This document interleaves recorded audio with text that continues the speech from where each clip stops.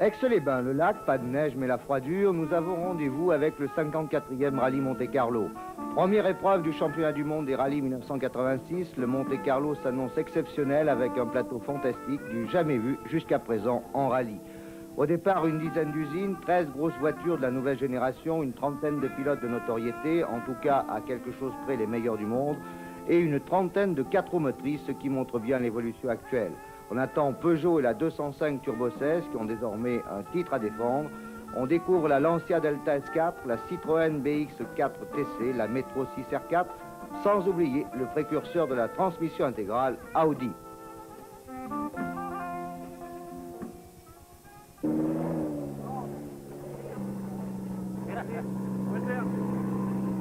Allora Walter, come va?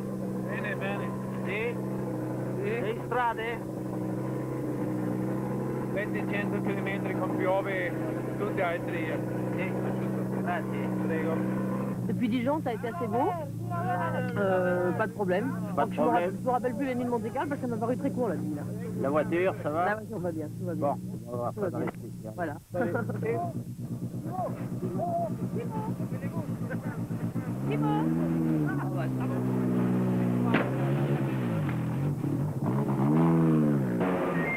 Philippe Vambert, comment ça s'est passé cette nuit?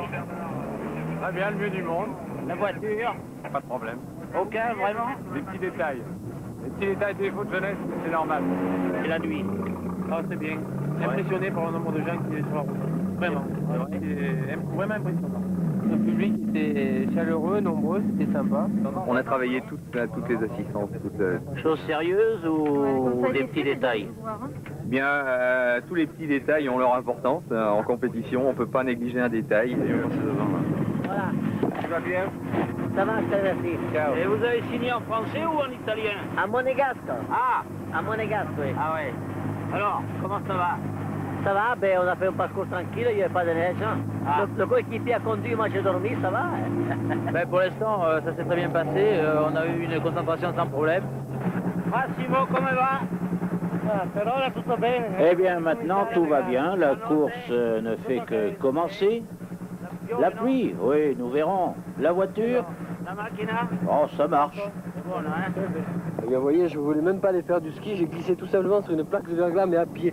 Mais alors quand? Juste la veille du Et départ? à 2 jours du départ, oui, je me retrouve avec 2 fractures de la pommette, là, et... Ah là, nous on a eu la flotte, mais ici, c'est ce qui nous importe Ici, maintenant ça de va. savoir. Il y a de la neige? Non, un petit peu. Ça commence une. Donc une ayant, c'est quand ça... à la 7e place, toujours sur 4 à cette époque pour Marco Hélène. Aix-les-Bains, dimanche, sur le coup de midi, on se retrouve pour attaquer les choses sérieuses. Un petit prologue de 2 km 600, le Châtelard. Le Grand Hélène est plutôt dubitatif. La foule s'habitue au visage de Cancunen et à celui de l'Anglais Pond. À droite, bien sûr, c'est un Anglais dans sa voiture. Au départ donc le numéro 1, Timo Salonen sur la Peugeot 205 Turbo 16, le champion du monde sur la voiture championne du monde, un Salonen agressif qui fait le 3e temps. À poil?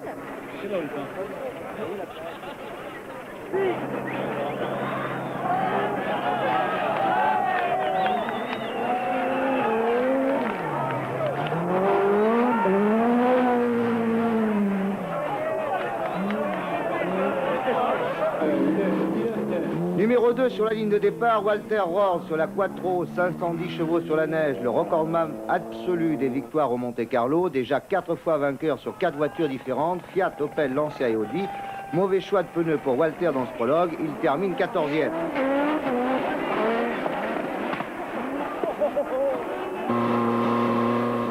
Sur la ligne à son tour, en ratatouillant comme ce n'est pas possible, à Lancia, la petite dernière, gagnante pour sa première sortie en Grande-Bretagne, peut-être pas encore chaud ou handicapé par des problèmes électriques, le grand Marc Allen ne prend que la 9e place.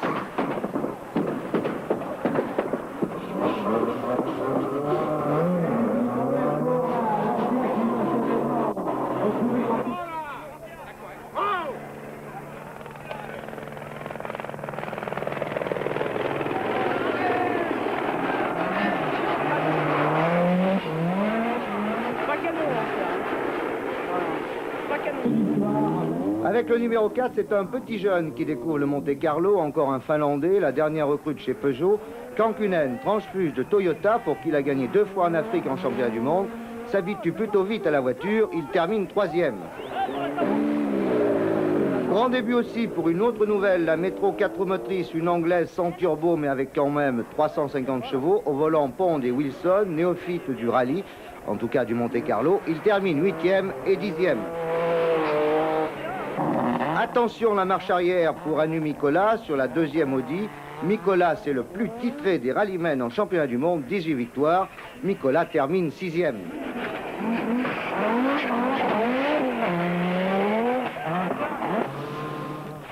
Deuxième atout de Lancia, Henri Toivonen qui a fait triompher la voiture au rack. Toivonen est spectaculaire, il va vite mais termine 5e.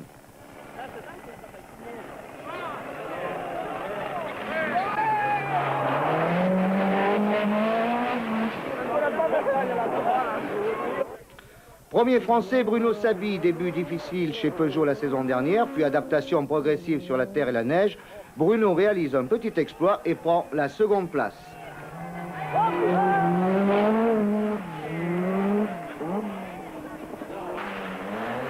Troisième arme de Lancia, Biasion, enfin pilote officiel, le meilleur italien, c'est un futur grand, il signe le scratch pour un souffle. 2 pilotes non finlandais aux 2 premières places, c'est un joli clin d'œil. Retour en France pour Michel Mouton qui a quitté Audi pour Peugeot. Michel pilote la première génération, elle se débrouille plutôt bien en prenant la 7e place. Avec le numéro 12, c'est presque une vieille qui prend le départ, la 037, 2 roues motrices pas très à l'aise sur la glisse. Au volant, l'Espagnol Servia, le meilleur de son pays. Encore une nouvelle 4x4 en championnat cette saison, mais en groupe A, la Mazda confiée au Suédois Carlsson. Bien sûr, ça va moins vite, mais c'est quand même efficace. Carlsson est un des favoris du groupe avec Ericsson sur Volkswagen, Bala sur Alfa et Oreille sur Renault. Et encore une débutante, la Citroën BX 4 roues motrices, moteur à l'avant.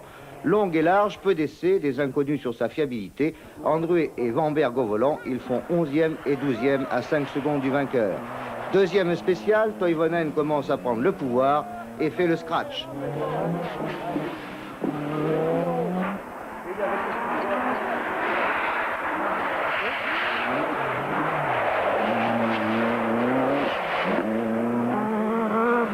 Derrière pour Peugeot, Kankunen qui découvre le Monte-Carlo et la voiture est pointée à 3 secondes.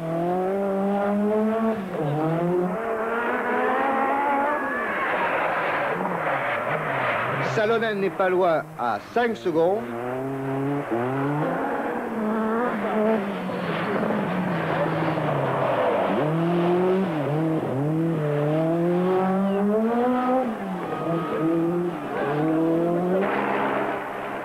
Sabi réalise le même temps, mais dans quelles conditions avec la route envahie? Regardez ce freinage et ce spectateur.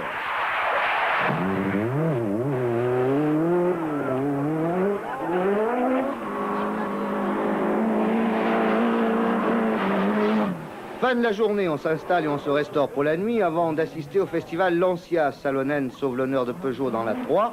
Mais dès lors, ce sont les S4 qui dominent, les S4 et Toivonen qui fait tous les scratchs.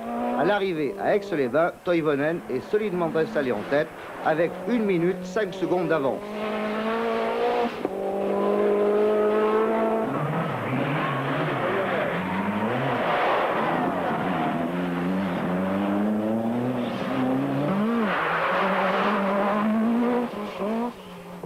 Et le second, c'est une autre Lancia, celle de Marc Fualen, qui commence à montrer le bout du nez.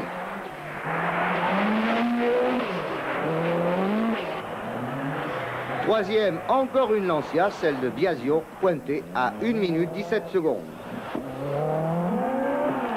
Le meilleur chez Peugeot, c'est Sabi, malheureusement pénalisé de 30 secondes pour poussette dans le parc fermé, et qui, sans cela, aurait été second. Et derrière, dans l'ordre, on trouve Rohr bien revenu, mais manifestement dominé. Salonen distancé déjà à 1 minute 47. Mikola et Mouton à une excellente 8e place. La première métro, celle de Wilson, se situe à la 9e place à près de 4 minutes. C'est énorme.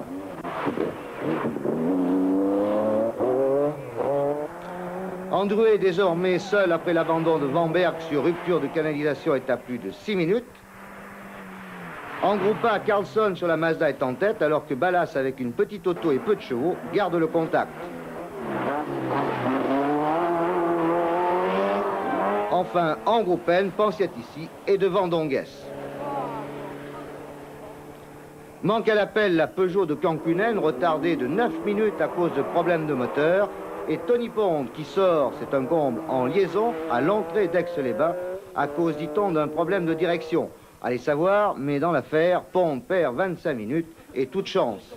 À Aix-les-Bains, Toivonen rentre en tête, mais un sujet revient comme un leitmotiv, la foule, immense, jamais vue jusqu'à présent, une foule qualifiée de dangereuse par certains.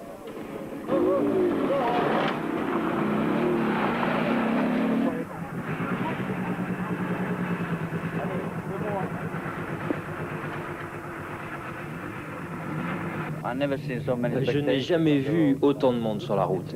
C'est un gros problème. La voiture, elle va très bien, elle est super. Et le moteur aussi. Ça gêne pas pour les notes quand il y a trop de Ah bah public. absolument, c'est sûr qu'on voit plus nos trajectoires, hein. Ça change complètement l'aspect de la route, mais ça, de plus en plus, je crois qu'il va falloir raisonner le public si on veut que les rallyes continuent. Non seulement les gens mettent de la neige partout, comme auparavant, et ça a provoqué souvent des accidents graves, mais maintenant on nous jette les boules de neige sur le pare-brise, il y a un mépris complet. Mais avec la propulsion, ça tourne bien. Hein. Ah oui, oui, oui. oui. On a vu ça à la télévision, hein, vous le savez. Mais on voulait faire un 360. Ah, mais on a tout loupé, hein, parce qu'on n'était pas encore bien chaud.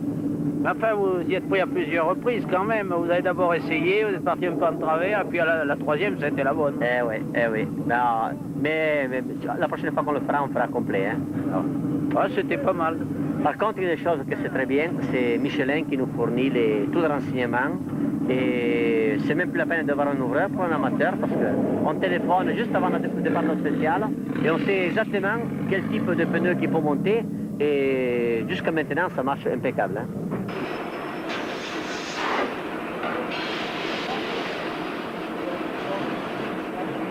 Depuis plusieurs années, nous équipions environ 70% des pilotes privés. Nous avions des ouvreurs qui travaillaient au niveau des voitures d'usine et on a voulu mettre à propos cette facilité de travail des ouvreurs au niveau des pilotes privés. C'est pourquoi cette année, on leur a communiqué un numéro de téléphone vert gratuit où ils peuvent recueillir les informations sur l'état de la spéciale et les types de pneus à monter pour leur voiture. Gros effort donc de Michelin, 28 camions, 13 000 pneus pour les privés et les usines qui, elles, bien sûr, possèdent toujours leurs ouvreurs. Neige d'un mai en sortie. Sur droite 60 long. Sur droite 60 long. Gauche. On a fait les 2 premiers kilomètres, donc au début on trouve un peu de neige. Bon là c'est de la glace en rouge. Ce qui est souligné en bleu c'est du mouillé. Et tout le long de la spéciale, on corrige comme ça. C'est-à-dire que tant qu'on ne souligne pas, c'est que c'est sec. Et à partir des corrections de couleur, pour le copilote, ça veut dire que c'est de la neige, c'est de la glace, c'est de l'humide. Et tout le long de la spéciale. Il corrige en sortie de virage, neige mouillée, c'est-à-dire de la soupe. Et qui se méfie à partir de ce virage-là. Puis après, bon, il y a des rails secs. Et on va continuer, voir l'ensemble de la spéciale pour voir le reste. Lundi, on quitte Aix-les-Bains pour l'Ardèche, au col de la République, au sud de Saint-Étienne. 10 000 voitures, des camions, la circulation bloquée pour plusieurs heures. Première spéciale, le rallye Père-Pont qui ne repart pas, Androuet qui sort, exit les Citroën, Fiorio et Ballet qui sortent également. 2 spectateurs sont légèrement blessés et le festival Lancia continue, un coup à Laine et 2 fois Toivonen.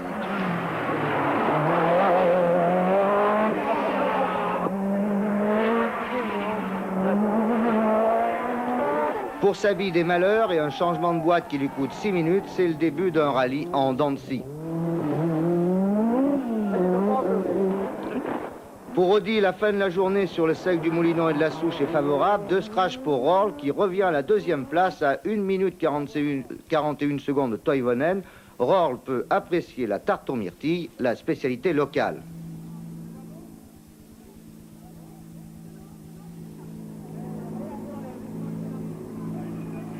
Walter, wie geht das Auto?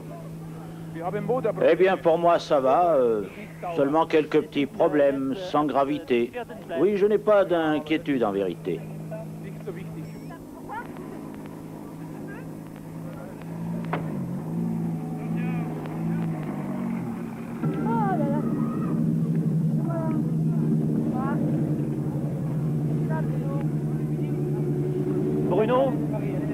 salut, qu'est-ce qui se passe? On a cassé la boîte dans la spéciale d'avant. On a pu rentrer quand même, on a pris feu. On a réparé la voiture provisoirement, enfin, on a changé la boîte, j'ai une boîte longue. Et on n'a pas eu le temps de faire l'assistance. Au départ, c'est là, on a pris 10 minutes de pénalisation. Alors, on est parti comme ça, les phares pas réglés, les mêmes pneus et tout, catastrophe. Salonen rentre à Gros-Pierre à la 4e place à 2 minutes 35. Wilson est 7e mais va disparaître. Carlson est en tête en groupe A, mais attention, la menace oreille se précise après un super Moulineau.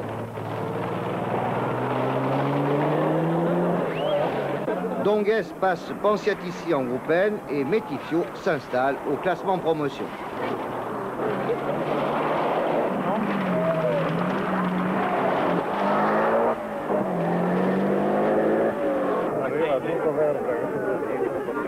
Tutto a corpo mio, Tutto a posto? Tutto a posto, pas la française, non? Oui, un peu. Bon, comment ça s'est passé aujourd'hui?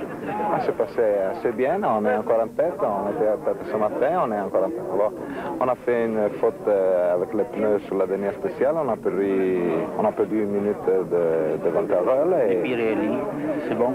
Oui, les Pirelli, on marchait tous les trois très très bien, oui. Le coéquipier de Toivonen pointe donc le premier à Gros-Pierre au Rouret devant un Marc Pualen, toujours dans le doute.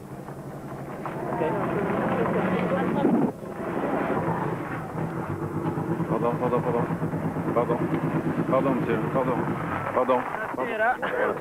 Come va? Bonsoir. Ça se présente assez bien, j'ai quelques petits problèmes de moteur. Je n'ai rien noté de très grave quand même. Des erreurs sur le choix des pneus, le système électrique? Non, pas encore tout à fait au point. J'attends vendredi, je continue comme ça. Qu'est-ce que vous allez faire maintenant? Eh bien, je vais essayer de faire de mon mieux, c'est tout ce que j'ai à faire. Bilan, Michel Mouton. Bilan, c'est pas très... Disons que sur l'asphalte, je suis encore pas encore à la limite. Et je pense que j'ai encore à faire sur l'asphalte un petit peu. Et sinon, j'ai quand même pas fait trop de fautes, donc j'apprends toujours. Alain Oreille, bilan de la journée. Bilan de la journée, dans la première de ce matin, il y a eu une très très grosse chaleur, où il y a eu pas mal d'accidents. C'est là où Furio a ramassé les spectateurs. Ouais. Il y a eu Ballet qui est sorti, c'était vraiment un piège. Ouais. Et je dois dire que j'ai fait 2 têtes à queue, je suis resté sur la route, je sais vraiment pas pourquoi. Malheureusement, ce matin, on a perdu 10 minutes dans la première spéciale, puisque la pompe à essence a lâché. Et puis là maintenant on essaye de faire notre course sur le sec, mais enfin là on est quand même pas mal pénalisé par le manque de puissance. Et je me suis fait les plus grands plaisirs de ma vie sur la neige. Moi qui ne suis pas un fin pilote sur la neige, je peux t'assurer que j'ai pris un pied fantastique sur la neige. Timothée, ça, il rigole. Moi je fais les têtes à queue, lui il rigole. Ah bon? Ça, c'est la plus belle. C'est parce qu'on est arrivé... Encore des têtes à queue? On en a fait un magistral à l'auberge du... On a tourné avant le virage. Ah bon? On a fait des têtes à queue avant le virage, il faut le faire.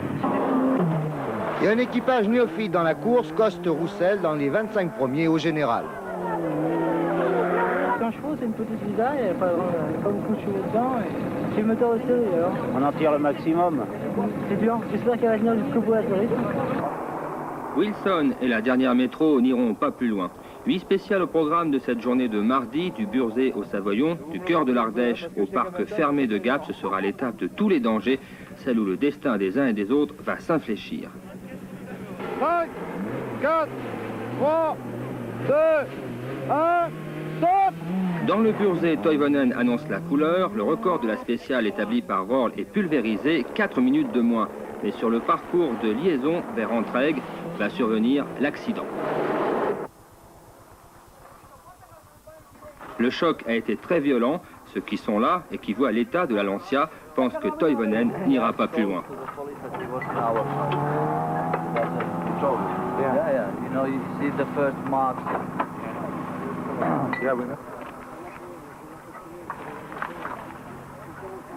Le conducteur, oui.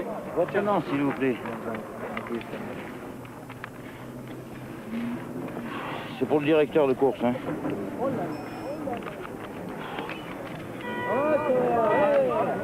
Toi. Et tandis qu'un gendarme français se familiarise avec les intonations de la langue finlandaise, Kankkunen, un autre Flying Finn, bientôt nouvelle, solidaire, au-delà de la guerre que se livrent les marques. Pendant ce temps, les mécaniciens de Lancia relèvent l'incroyable défi, refaire dans les temps tout l'avant de la voiture de Toivonen.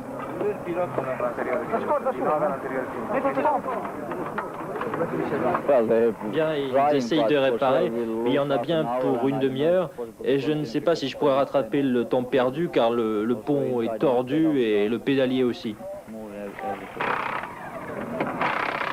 Eh bien si, les mécaniciens italiens réussiront. Incroyable, durement contusionné, Toivonen et son équipier, Sergio Cresto, repartent avec seulement 1 minute de pénalisation. Mais pour eux, la journée va être très dure. Le Finlandais souffre d'une luxation de la hanche et la voiture n'est pas au mieux de sa forme. La direction, notamment, a pris du jeu. Dans ces conditions, Toivonen a bien du mérite à limiter, comme il le fait, les dégâts.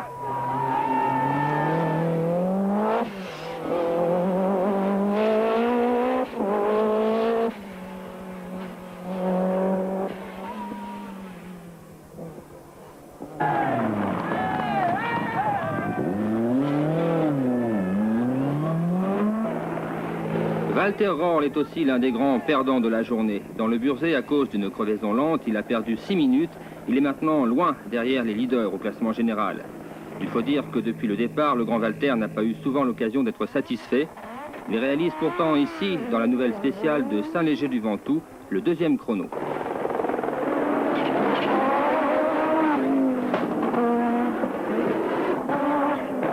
L'un des endroits les plus beaux de cette spéciale numéro 14, la traversée du village de Brandt. Sans le mont Ventoux, qui domine le paysage, on pourrait se croire en Corse. Et Salonen dans tout cela, avec la constance qui le caractérise, il reprend régulièrement du terrain à Marcualen, de plus en plus handicapé par des ennuis de moteur.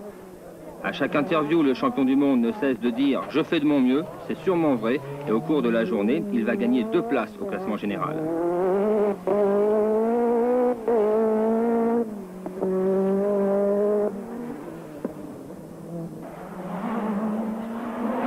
Derrière lui, Biagion progresse de la même façon et Mikola, suite aux ennuis de Röhrl, devient le premier homme de l'équipe Audi.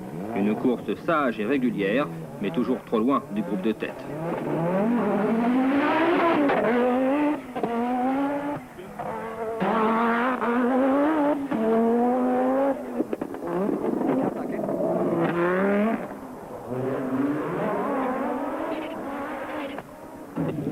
Celui qui ravit les cœurs ce jour-là, c'est Sabi. Découragé la veille par sa pénalisation, il a décidé d'attaquer et devant le gratin mondial des rallyes, il donne son récital. Burzee, Saint-Montan, Saint-Léger-du-Ventoux, Col du Ré-Chassé, Saint-Nazaire-le-Désert, 5 temps scratch, agressivité et souplesse, le bonheur. Il remonte à la 5e place.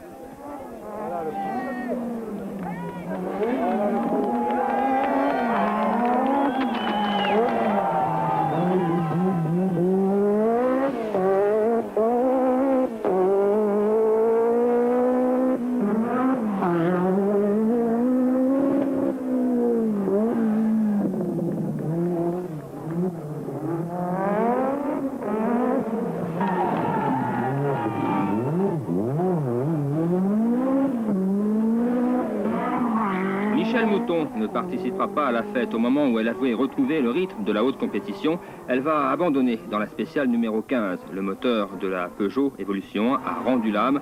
À bientôt Michèle, au Tour de Corse.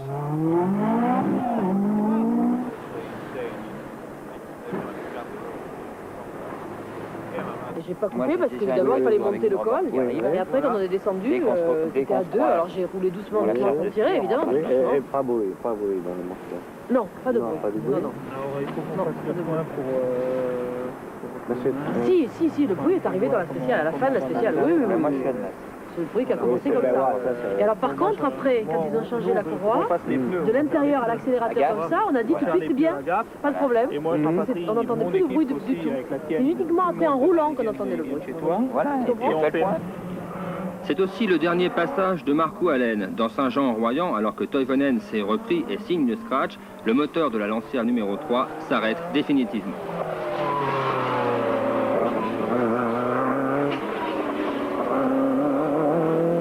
On arrive alors à Gap sous la neige qui tombe à petits flocons pour se racheter de n'être pas au rendez-vous. Oreille ne s'en plaint pas, il a attendu les routes sèches pour attaquer comme un forcené. Il est leader du groupe A, mais Ericsson, qui profite de chaque plaque de glace, est très près. La lutte dans le groupe est magnifique. Carlson, principal animateur jusque-là, a des ennuis. La Mazda ne repartira pas de Gap.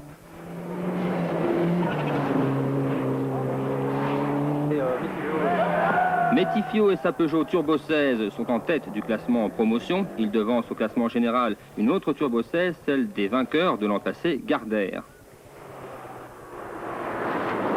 On ne s'ennuie pas non plus dans le groupe N. Une R5 GT Turbo chasse l'autre. Celle de Sarrazin a pris la succession de celle de Donguès. Mais Pensiat-Ici est en embuscade. Une poignée de secondes sépare les deux hommes.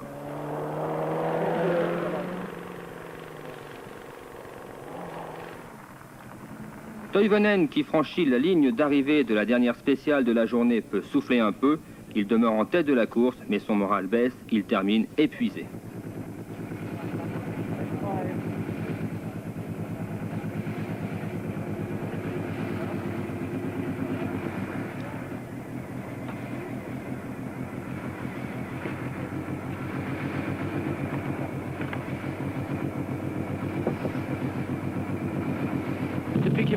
Savy, handicapé sur la neige par des rapports de boîte inadaptés, a dû abandonner les 3 derniers chronos de la journée à Toivonen, Biatzon et Salonen, mais il termine 2 fois deuxième. Il peut aller dormir satisfait. On a fait 5 scratchs de suite, on a fait une remontée, mais c'est encore long. Hein.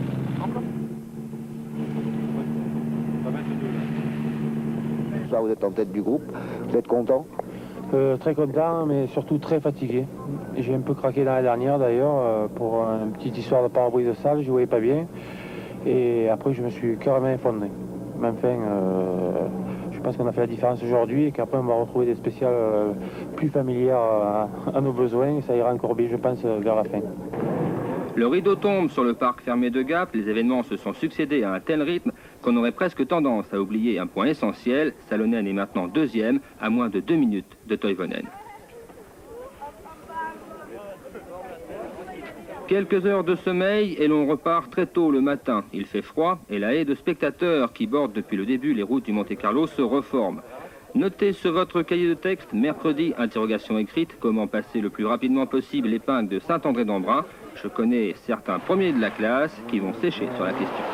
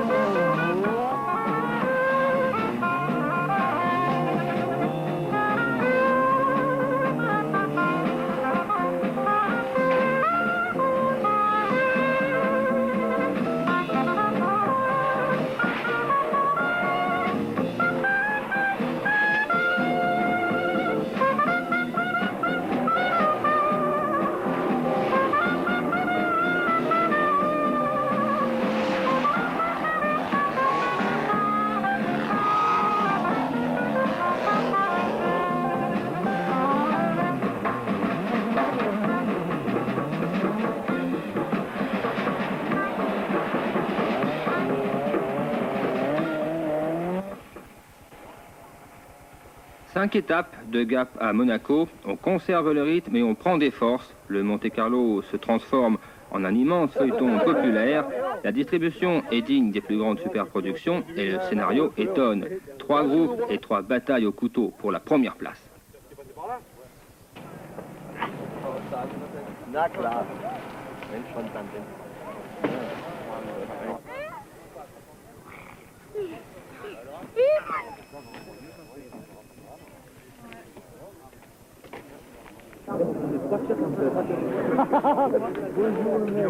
Paramètre déterminant aujourd'hui, le verglas. Il coûte cher à Toivonen. Dans le col des Garcinets, il va à la faute et perd 1 minute 21 sur Salonen. Dans Sisteron, il ne choisit pas les bons pneus. Le verdict est immédiat.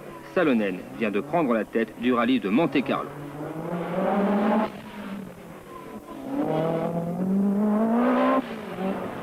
Pour la première fois dans cette édition, Peugeot mène la course. La tactique de Salonen a payé, mais son avance est faible, une trentaine de secondes, quand il arrivera à Monaco. Et puis dans Castellane, coup dur pour Peugeot. Saby, surpris lui aussi par une plaque de verglas, a durement tapé le rocher. Il termine sur 3 roues. La Peugeot est gravement endommagée.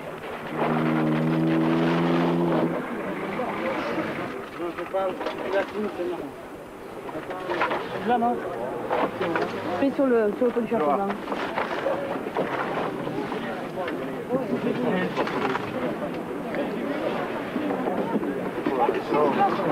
Là encore, la réparation se fera malgré tout. Saby a perdu dans l'aventure 18 minutes. Tiens, voilà les Audi. Nicolas et Rorl se rappellent à notre bon souvenir en signant les 2 meilleurs temps, les 2 dernières spéciales de la journée.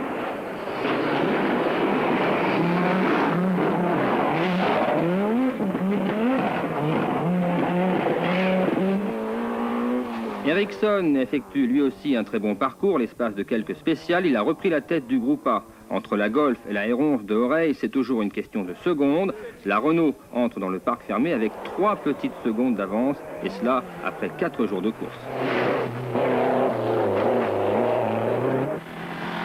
Ponsatici, lui, est plus à l'aise. Il a réussi à se constituer une confortable avance sur Sarrazin.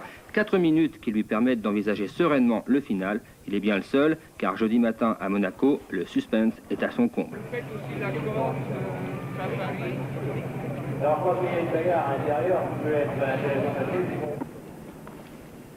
intéressant. Je vous dis merde, hein, mon petit. Merci. Merde, vous comprenez pourquoi en France, hein? Oui. Hein, merde. Hein, on compte sur vous, mon vieux.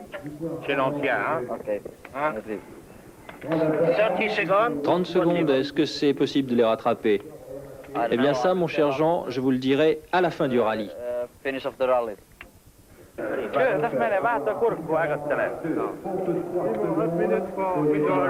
No time.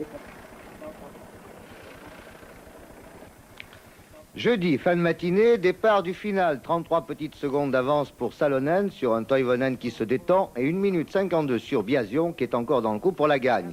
On s'attend à un duel au couteau. Pensez donc 33 secondes d'écart après 25 spéciales. Première épreuve, la Madone est avec Salonen qui fait le scratch et porte son avantage à 48 secondes.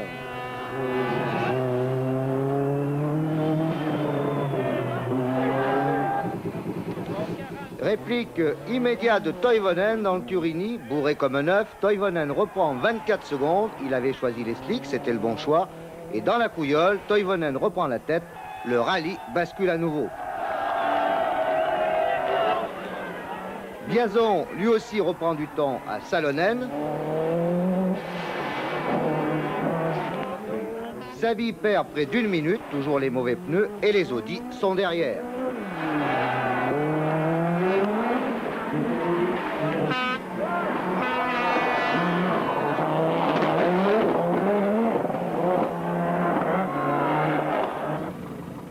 En groupe A, ça se bat à coups de seconde entre Oreille et Ericsson.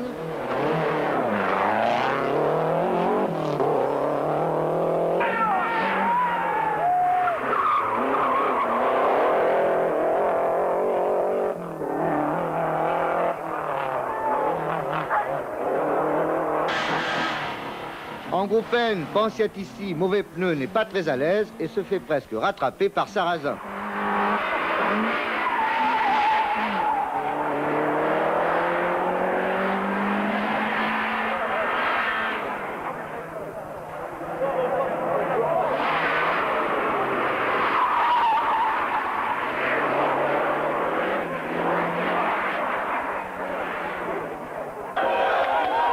Retour à Monaco après le premier tour. Toivonen a repris le pouvoir, mais on ne sait jamais.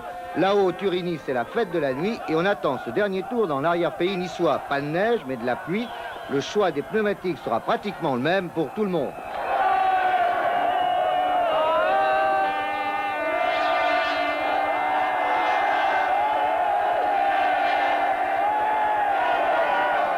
Et ça repart avec 2 regards. L'inquiétude de Salonen, sait-il qu'il a déjà perdu? Et la résolution de Toivonen, il tient bien son affaire en main.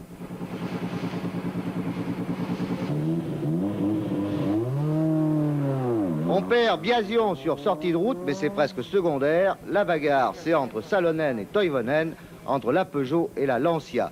Deuxième passage dans Paye, la Madone a choisi cette fois-ci Toivonen, qui prend 11 secondes à son adversaire. Turini, Salonen perd encore 17 secondes. Toivonen fait le scratch, la bataille est presque finie.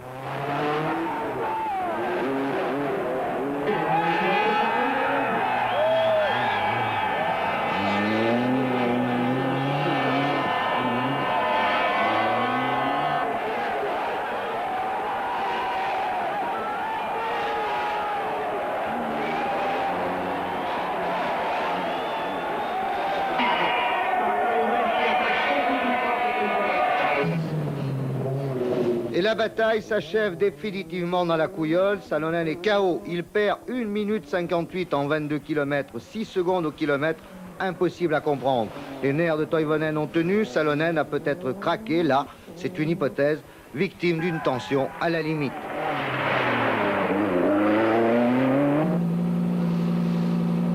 Dès lors, le rallye est fini. Mikola assure sa 3e place après une course régulière.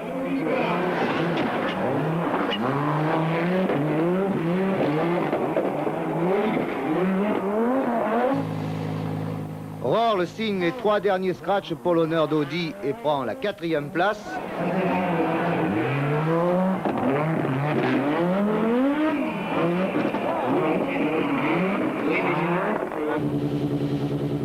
Kankkunen ramène la 2e Peugeot à l'arrivée en 5e position.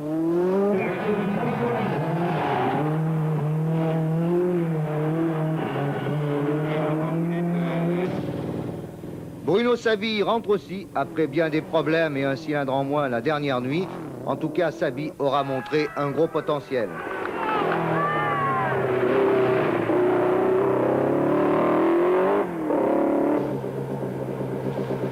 Première des 2 roues motrices, la Lancia 037 de Servia, sans problème depuis le départ.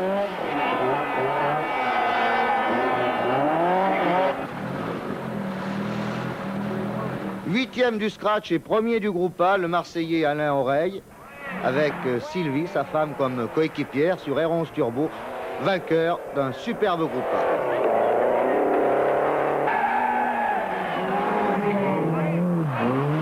Deuxième de ce groupe, la Volkswagen d'Ericsson, redoutable sur la glisse.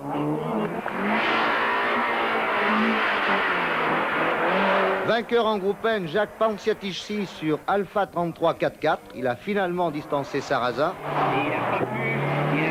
En promotion, victoire de Métifio à l'agonie dans le Turini, mais présent quand même à Monaco. Et puis, il ne faut pas oublier les autres qui se sont battus souvent dans l'anonymat médiatique pour leur plaisir et le nôtre. Au hasard, Aimé 14e sur R5 Turbo, Spiliotis 15e sur Porsche, Renault 20e sur Volkswagen.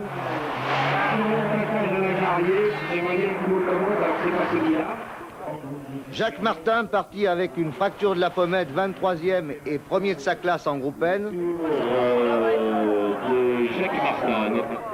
Et Pagani, notre confrère, associé à un alpiniste de renom, Escoffier, néophyte mais enthousiaste.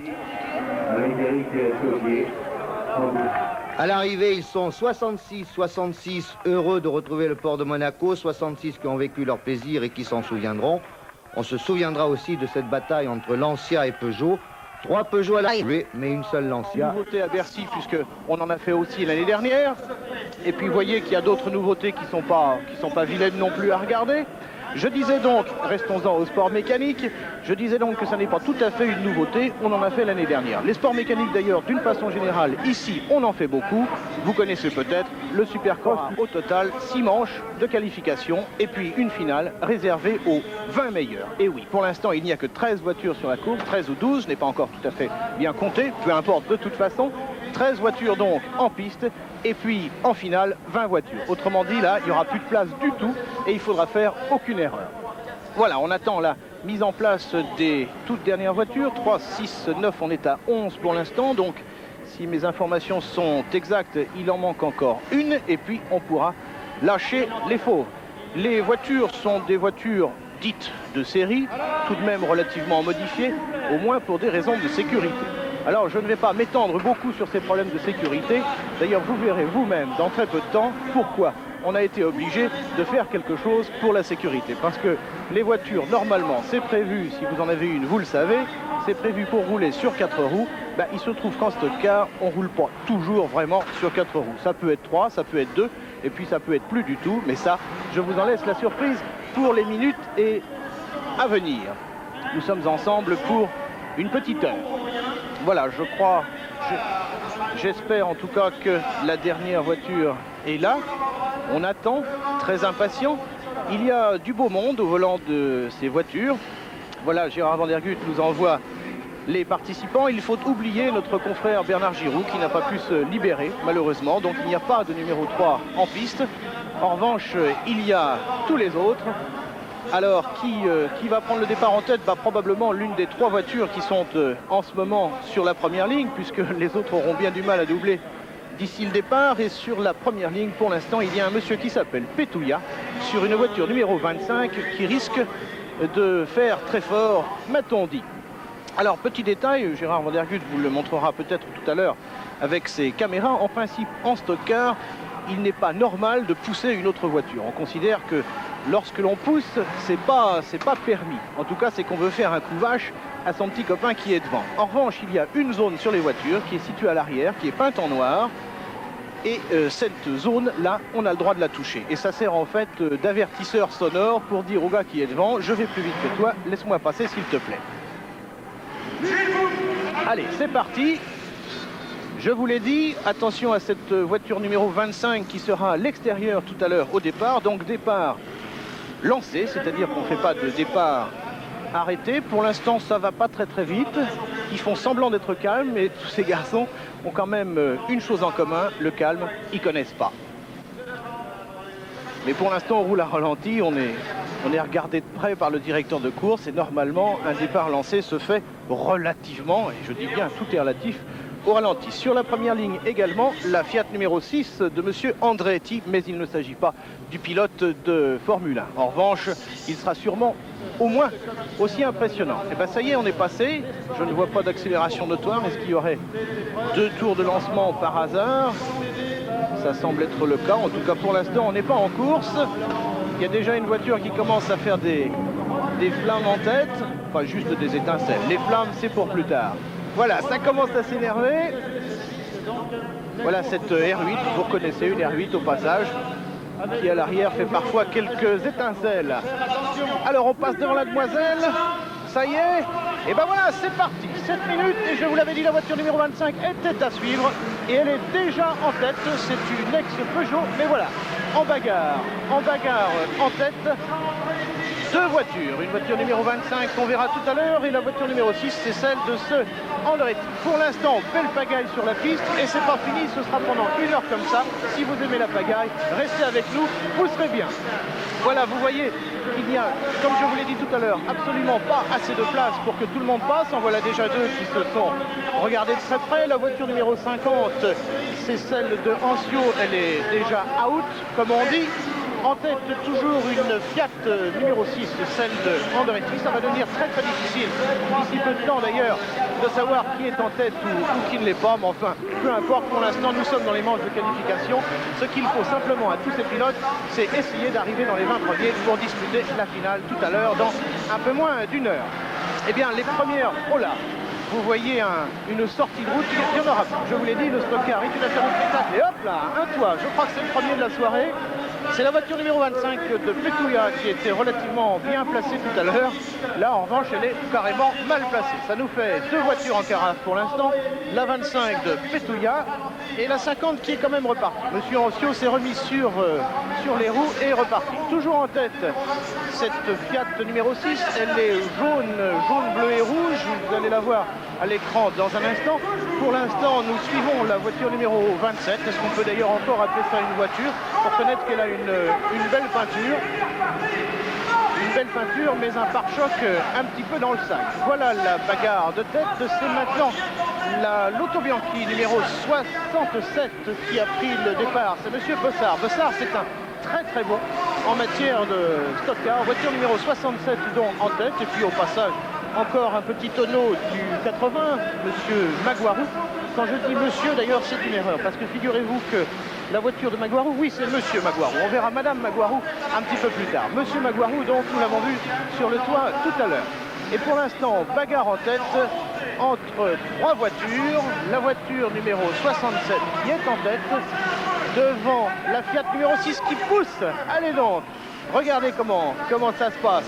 Alors, je vous l'ai dit, cette zone noire que vous verrez de temps en temps à l'arrière des voitures, lorsque nous aurons des gros plans, cette zone noire, voilà, encore un toit.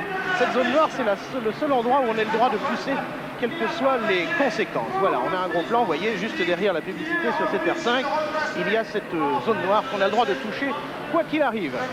Alors, confusion, il semble que cette Fiat numéro 6 maintenant soit toujours en tête, paf, et ça se rentre dans joliment, et encore un petit toit, pourquoi pas. Maintenant il y a 3 voitures arrêtées, il y en a même une qui fume, voilà. La caméra nous la montre, mais c'est pas pour ça qu'elle va abandonner. Ne croyez surtout pas que cette voiture va abandonner, ça n'est pas le cas. Voilà au passage la voiture qui, je crois, est en train de gagner cette première manche qualificative, la Fiat numéro 6, qui est derrière notre Auto Bianchi enfumée. Allez, encore un toit. Et encore la voiture numéro 50. Il en est au 2e ou 3e toit. Quand on dit un toit, pardonnez-moi, en matière de sport mécanique, ça veut dire qu'on se met sur le toit. On dit aussi, en termes un petit peu plus poétiques, vers un béret. Voilà, vous savez tout. Vous êtes maintenant des gens pratiquement, totalement branchés en matière de sport mécanique. Vous savez tout. Alors, en tête, semble-t-il toujours cette Fiat numéro 6. Voilà, elle est en train de passer. Voilà, et encore, ah non, ça c'est pas un toit, c'est un choc. Ça aurait pu être un toit, remarquez bien, on n'en était pas très loin. Fiat numéro 6 donc toujours en tête, et je vous rappelle qu'il s'agit d'un monsieur qui s'appelle Andretti. On nous signale que nous serions à 6 minutes et demie de course, ce qui voudrait donc dire qu'il n'y en a plus pour très longtemps. Voilà les sifflets. Drapeau jaune. Alors le drapeau jaune, c'est un peu particulier. Ça veut dire qu'il faut ralentir. Et pourquoi est-ce qu'on ralentit? Vous le voyez. Parce qu'il y a 2 voitures qui bloquent littéralement l'un des virages et on ne veut pas que les autres arrivent à pleine vitesse dans ce maelstrom d'épave. Donc lorsqu'il y a drapeau jaune, ça veut dire 1, ralentir et deuxièmement, interdiction d'attaquer pour dépasser. Nous sommes en ce moment dans les 3 derniers tours et le speaker vient de l'annoncer. La Fiat numéro 6 est toujours en tête. Voilà, on a dégagé les drapeaux jaunes parce qu'on considère que ça passe plus facilement. Après tout, c'est une question de philosophie personnelle parce que j'ai pas l'impression que ça passe vraiment mieux, mais pourquoi pas. Nous sommes maintenant, je crois, dans l'avant-dernier tour. Tout se passe bien, si l'on peut dire. Ces garçons continuent à s'amuser. Comme vous pouvez le voir au passage, un certain nombre de ces voitures sont déjà légèrement chiffonnées. Il s'agit encore d'un terme d'argot mécanique, ce qui veut dire qu'elles se sont un petit peu abîmées dans les passages que vous avez pu voir pendant ces 7 minutes. Nous sommes pratiquement à l'arrivée. Voilà, le directeur de course ne va pas tarder à lever son drapeau à damier. Il est là dans le coin gauche de l'écran. Alors, qu'est-ce qui se passe ? Eh bien oui, on le confirme, drapeau à damier donc pour la Fiat numéro 6, celle de Andretti. Mais je vous le rappelle, il ne s'agit pas de Mario. Il ne s'agit pas de Mario, mais de Jean Andretti qui nous vient de Courbevoie. C'est pas très loin du Palais Omnisport de Paris-Bercy. Voilà, beau vainqueur, tout de rouge vêtu. Retenez bien ce casque rouge quadrillé de blanc. Vous le verrez probablement un certain nombre de fois dans la soirée parce que Andretti n'est pas le premier venu en matière de stock car. Comment se déroule cette soirée? Eh bien, il y aura, je vous l'ai dit, 6 manches de qualification. Les voitures sont réparties en 3 groupes, A, B et C. Il s'agit d'une répartition uniquement mathématique. Là, Gérard Vandergut a l'excellente idée de nous renvoyer des images au ralenti. C'est vrai que tout à l'heure, c'était pas vraiment ralenti, cette course. Donc, 3 groupes A, B, C qui disputeront chacun 2 manches. Et puis, à l'issue de ces 2 manches, eh bien, on prendra les 20 meilleurs pour disputer la finale des finales qui risque de faire beaucoup de bruit, parce qu'ici, c'est le temple du bruit et beaucoup de spectacles. Nous entrons dans la deuxième manche. Il s'agit donc du groupe B. Je vous l'ai dit, les voitures sont réparties en 3 groupes. C'est maintenant le groupe B.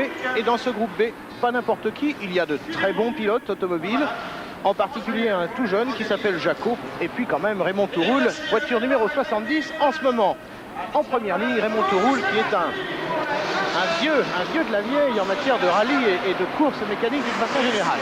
Et puis figurez-vous que dans cette manche, alors que la voiture numéro 70 est en tête, celle de Raymond Touroul précisément, voilà, vous l'avez ici à l'écran, tout en bleu, figurez-vous qu'il y a aussi 2 vedettes, je dirais, l'une de sport mécanique mais forte sur 4 roues puisqu'il s'agit de Cyril Neveu, 4 fois vainqueur du Paris-Dakar, Cyril Neveu, dont la voiture porte le numéro 11, qui est là tout bas, quelque part, on le verra au coup par coup, et puis celle d'un chanteur, Jean-Luc Lahaye. Jean-Luc Lahaye qui a une voiture numérotée, numéro 20, Jean-Luc Lahaye qui a participé déjà à de très nombreuses courses de stock-car. C'est donc pas seulement un grand professionnel du showbiz, mais c'est aussi maintenant presque un professionnel du sport mécanique. Donc Lahaye, Neveu, Touroul, et je vous le rappelle, bonne course pour Raymond Touroul, voiture numéro 70, il vient de passer devant vous, drapeau jaune déjà.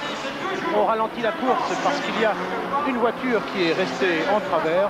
C'est pas très grave et je dirais surtout, c'est habituel. Voilà, cette voiture est repartie, la piste est maintenant libre, tout le monde peut mettre les gaz. Je ne vois plus tout roule. Voilà, il y a des voitures qui roulent relativement au ralenti. Je vous parlais de Jean-Luc Lahaye, il est à l'écran en ce moment. Jean-Luc Lahaye sur sa petite voiture jaune numéro 20, voilà, avec son blouson noir. Il s'en sort très bien, Jean-Luc, il n'y a pas de problème. Voilà, encore une voiture qui est en panne, c'est la numéro 14, celle de Leno Richel, qui gêne un petit peu les évolutions de petits camarades. On continue, ça tourne. Je vous rappelle que chacune de ces manches qualificatives dure 7 minutes. 7 minutes plus 3 tours. Voilà Raymond Touroul. Raymond Touroul sur sa voiture numéro 70, toujours, je crois, en tête. Voilà les caméras de Gérard Vandergut qui le suivent de près, si j'ose dire. Les caméras, d'ailleurs, ne sont pas les seules à le suivre de près. Vous voyez que Raymond est très accroché par la voiture de Caglioni, qui vient d'ailleurs de passer devant. Mais alors, allez savoir s'ils sont dans le même tour, ça, mystère. La voiture de Caglioni, d'ailleurs, très mystérieusement, vient tout d'un coup de se retrouver derrière, parce qu'au fil des tours, et surtout, vu la configuration des virages, eh bien, là où l'autre reprend l'avantage, et pour l'instant, c'est Raymond Touroul. Voilà, Caglioni vient de se mettre sur le toit, et donc Raymond Touroul est parti. Vous le voyez, il est au volant de sa voiture. Il porte un casque à l'ancienne, un petit casque. Je ne sais pas si c'est encore très permis sur la route, mais enfin, nous n'y sommes pas. Nous sommes sur la piste du Palais Omnisport de Paris-Bercy, où effectivement, on ne vient pas forcément courir avec des voitures et surtout des ustensiles que l'on utilise le restant de l'année quand on est sur la route devant les gendarmes. Vous voyez ce que je veux dire? Voilà, il y a 2 voitures maintenant en panne là-bas dans ce virage. On suit toujours la voiture de Raymond Touroul, toujours en tête de cette deuxième manche du Super Stock-Car de Paris-Bercy. Toujours en tête, dont Raymond Touroul, un petit peu gêné là, parce qu'il commence à y avoir beaucoup de monde dans le virage. Voilà, on cavale un petit peu dans tous les sens pour essayer de déplacer les épaves. Il y en a une d'ailleurs, vous le verrez au passage. Oh là, et on se monte dessus, carrément. Pourquoi pas? C'est la voiture numéro 6, je crois, qui vient de se... 8, pardon, c'est bien ça. Voiture numéro 8 qui vient de se permettre de monter comme ça sur quelqu'un. Mon Dieu, mon Dieu, mon Dieu, que tout ceci est donc étonnant. Voilà, Raymond Touroul. On remet cette voiture sur ses roues. Il semble d'ailleurs que ce soit Monsieur Cyril Neveu, mais tout à fait, cette voiture numéro 11 qui était sur le toit, c'était celle de Cyril Neveu. Et bien alors, monsieur le quadruple vainqueur du Paris-Dakar a manifestement été un petit peu surpris par la violence de ce qui se passe ici. Toujours en tête la voiture de Touroul, il y en a une là-bas qui roule portière ouverte, pourquoi pas, mais ça doit sûrement être pour qu'il y ait de l'air. Celle-ci s'est débarrassée un petit peu de son... Ah voilà, la petite Austin là, est carrément à cheval. Et oui, on dit souvent en matière de sport mécanique, l'important c'est les chevaux. Et bien là, c'est un cheval tout seul et il n'était pas triste. Allez messieurs, Jean-Luc Lahaye au passage sur sa petite voiture, vous voyez, il continue à tourner, notre chanteur. Pof, petit doigt, c'est pas grave, si c'est grave, on reste sur le côté. C'est qui est-ce? La voiture numéro 28. Oh, c'est pas très grave. Il est reparti de toute façon, ou il va repartir dans peu de temps. Notre Austin Cooper là-bas est toujours coincé à cheval sur le talus. Fallait quand même y aller là. Voilà, je vois passer Touroul, je pense qu'il va arriver d'ici très peu de temps maintenant. On est à 5 minutes de course, dit le speaker. Il reste donc 2 minutes dans cette deuxième manche. Ah, Jean-Luc Lahaye a une petite panne.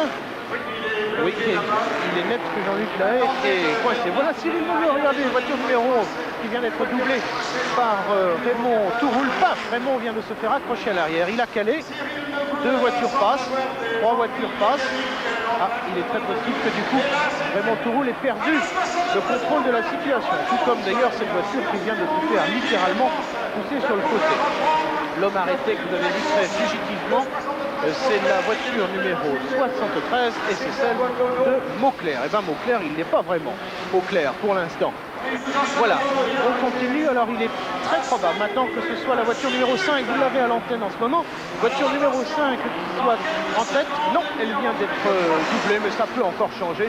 Je vous l'ai dit, il reste au moins 2 minutes de course et en ce moment on change de leader tout le temps. Vous voyez les passages sur les bermes, c'est-à-dire sur ces remblais en terre. Voilà la voiture de tête, la voiture numéro 8, la petite rouge qui commence à fumer beaucoup, et c'est celle,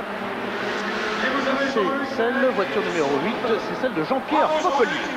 Jean-Pierre Popelier qui avait déjà participé à ce Super Stock Car de Bercy l'année dernière et qui a pris maintenant, semble-t-il, une bonne avance sur ses poursuivants. Le voilà.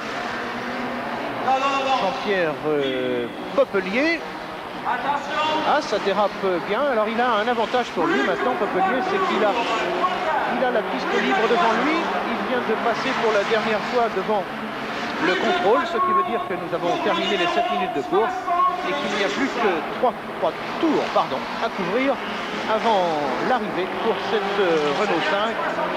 Enfin, c'est une pièce de Renault 5, parce que pour le reste, vous voyez comment elle a été carrossée par son pilote et puis aussi, surtout, par les autres pilotes. Voilà, on est dans l'avant-dernier tour. On continue à se battre un petit peu partout et toujours seul le Popelier. C'est important en matière de stock-car d'être seul. Parce qu'on fait vraiment ce qu'on veut, alors que les autres perdent un temps monstre à se mettre sur le toit, à glisser, à rentrer dans les petits copains qui sont en panne, qui sont en train de brûler, etc., etc., etc. Alors ça a l'air très dramatique comme ça, mais rassurez-vous, les accidents vraiment très graves en stock-car, on les compte sur les doigts d'une main, et encore depuis la création de ce sport. Nous sommes dans le dernier tour. Voilà, on suit la voiture de tête qui est en train de rattraper un peu attardé. Ça peut être dangereux. Oh, voyez, il a jeté un concurrent pour pouvoir doubler, il est bloqué. Non, il arrive à repartir. Ah, j'ai cru qu'il n'arriverait pas à repartir. Voilà, il passe devant le drapeau à damier du directeur de course. Et vous l'avez vu, je vous l'ai dit, les dépassements sont toujours relativement impressionnants et dangereux. Et bien, cette voiture a réussi à sauver l'honneur. Vainqueur donc, monsieur Popelier sur cette R5 numéro 8. Dans un instant, amis spectateurs, je vous donne le classement précis grâce à notre service pointage. Raymond Touroul.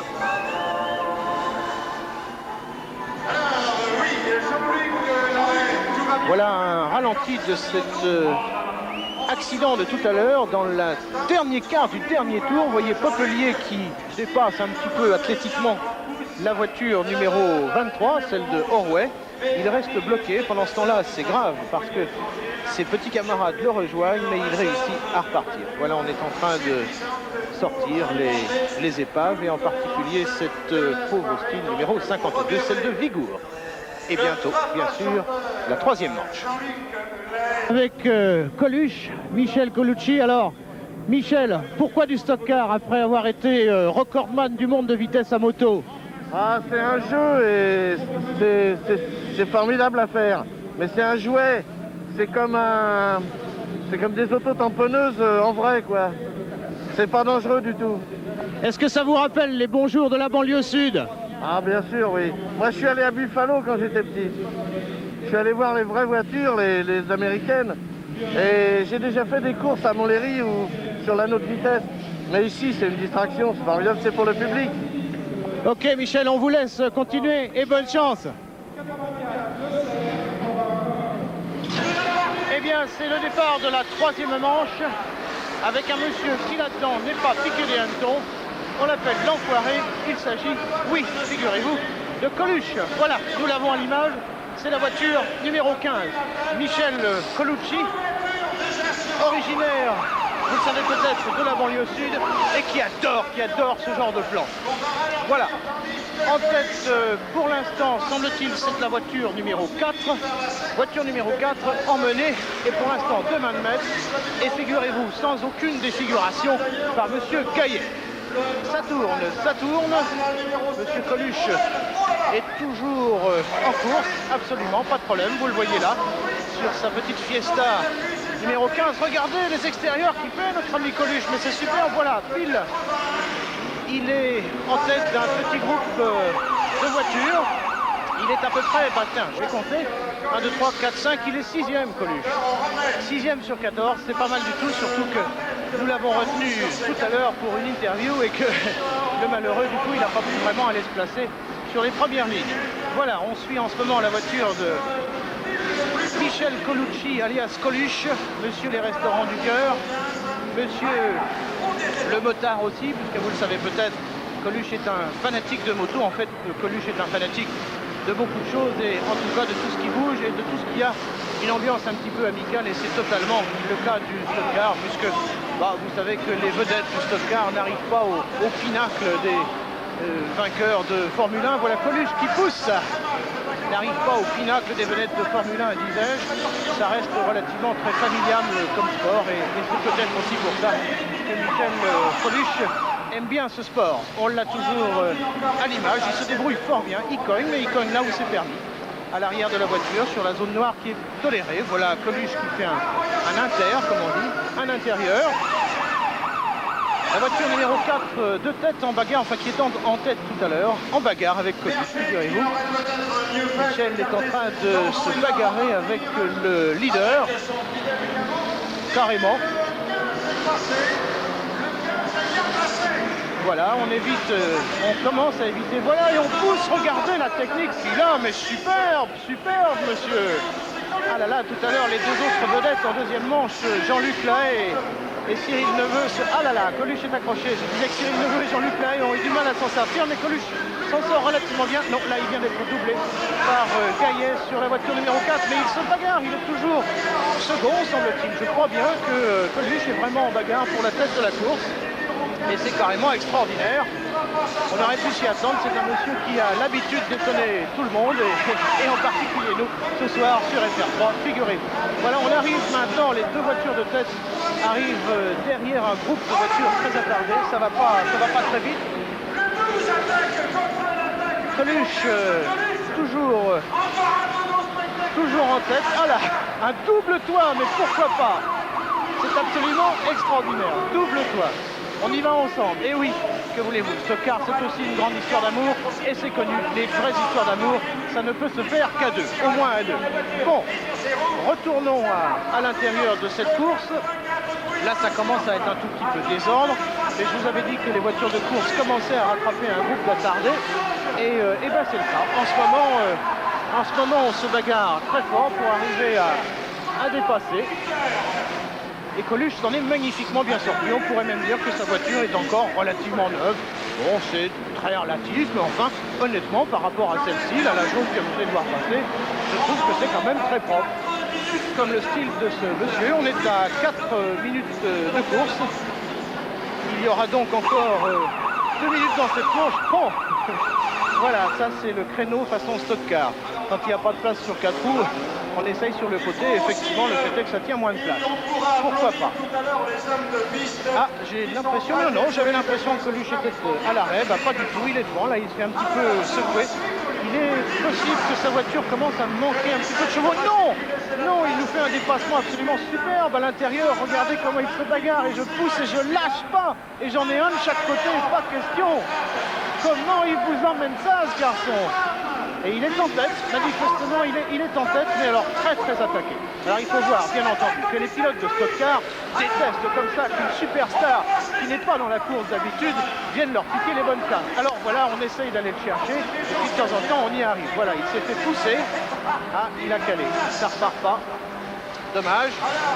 Ah là, il vient de se faire sérieusement doubler, notre ami Coluche.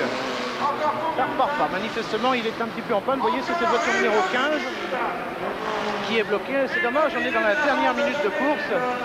Et on a bien cru qu'il allait nous créer une surprise, mais je vous l'ai dit, les pilotes de Stock Car tiennent quand même à montrer qui est le maître en matière de Stock Car, et c'est forcément eux.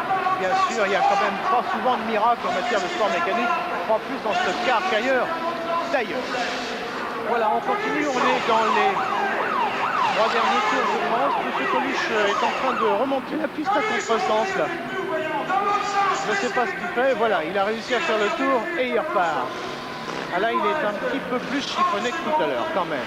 Alors, il repart, mais il repart pas très bien placé, parce qu'effectivement, au moment de son accrochage, alors qu'il était en tête, je vous le rappelle, il a été poussé de côté, il a perdu une bonne minute, ce qui veut dire plusieurs tours derrière le leader. Le leader qui est en ce moment la voiture de Dugré, qui est la numéro 56. Voilà, si on la voit passer, eh ben, ce sera très bien. Puis si on la voit pas, c'est pas très grave. Tout à fait entre nous, nous sommes encore dans les qualifications. Et bon, ce qui sera important, c'est tout à l'heure en finale. Alors sachez donc que Coluche est toujours en piste après avoir été bloqué un temps assez long et que la voiture de tête maintenant a changé, c'est le numéro 12 et c'est M. Coquerel. Coquerel qui est un nom assez connu en matière de Stock Car et d'autres choses d'ailleurs. Je crois qu'il a touché un petit peu aussi au rallye. Voilà, on sent qu'on est en fin de course parce qu'il y a beaucoup de voitures arrêtées. Et puis alors regardez les nouvelles formes. On est à l'époque du salon de Genève. Et bien, je ne pense pas que vous verrez ces modèles au salon et c'est dommage parce qu'il faut reconnaître qu'il y a un certain sens créatif dans tout cela. Voilà la voiture numéro 12 qui était en tête. Je pense que ça doit plus être le cas parce qu'elle vient de se bloquer. Elle est peut-être toujours en tête, mais elle passe pas. Voilà, lui il passe. Ah ben, la voiture numéro 12 est bloquée par Coluche, justement. Coluche qui est une fois de plus dans le mauvais sens. Vous voyez, c'est cette voiture que l'on voit de dos et qui n'est pas dans le bon sens. Voilà. La 12 s'est dégagée, mais je doute qu'elle ait gardé la tête. Mais si, je vois que les projecteurs restent sur elle, donc ça serait probablement cette voiture numéro, c'est une Simca 1100. Il est donc envisageable que cette voiture ait gagné cette manche. C'est relativement étonnant vu sa fin de course qui n'a pas été vraiment époustouflante. Voilà. Et ben maintenant, dans tous les coins, on remet sur les roues tous ces engins.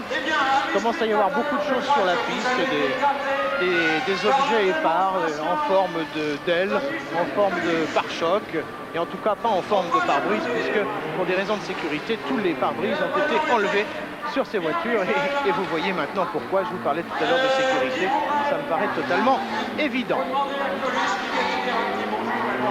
Voilà, rentrée de cette voiture numéro 12 qui a gagné pendant que Gérard Vandergut nous envoie un ralenti qui concerne un des nombreux incidents de course, des très nombreux incidents de course de cette troisième manche. Vous voyez la voiture qui est dans le mauvais sens, là c'est celle de Coluche qui a fait une partie de la course. Lui qui aime tellement les histoires belges, bah, il vient de s'en raconter une bonne, à savoir qu'il a fait pour la première fois dans l'histoire du monde mécanique, il a fait une course à contresens. Voilà cette petite voiture numéro 15 de Coluche qui a eu la bonne idée et surtout la bonne idée de venir et surtout beaucoup de réussite puisque je vous l'ai dit, il a été en tête de cette course pendant au moins 7 tours.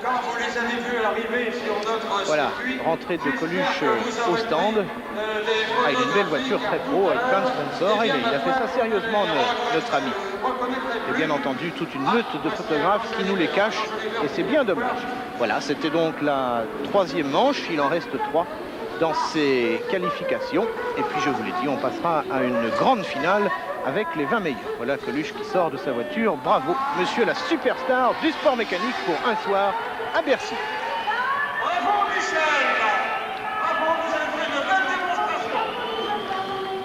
Et vous l'avez bien mérité, monsieur. Car si le danger est dans les voitures, il est aussi sur la piste, car il n'y a pas de marche. Une voiture de stock-car vue de l'intérieur, c'est un petit peu particulier. Je vous l'ai dit, pour des raisons de sécurité, elles sont très modifiées. Eh bien, sachez donc que le réservoir et la batterie se trouvent à l'intérieur. Je ne sais pas si notre caméraman peut arriver à se glisser assez à l'intérieur de cette voiture. De toute façon, elle s'éloigne. Alors, tant pis, mais je vous le répète, à l'intérieur, il n'y a plus rien, sauf un pilote, une ceinture de sécurité, un réservoir et une batterie. Et en tout état de cause, pas de pare-brise et pas de glace latérale. Voilà. Il manque le 11 et la 14. Ah oui, il nous manque Cyril Neveu. Et la 14. Eh bien, voici donc dans très peu de temps le départ de la 5e manche, mais nos caméras nous montrent l'intérieur d'une voiture. Pourquoi? Eh bien, parce que ces voitures sont relativement modifiées pour des raisons de sécurité. Pas de glace latérale, pas de pare-brise qui pourrait exploser aux yeux des participants.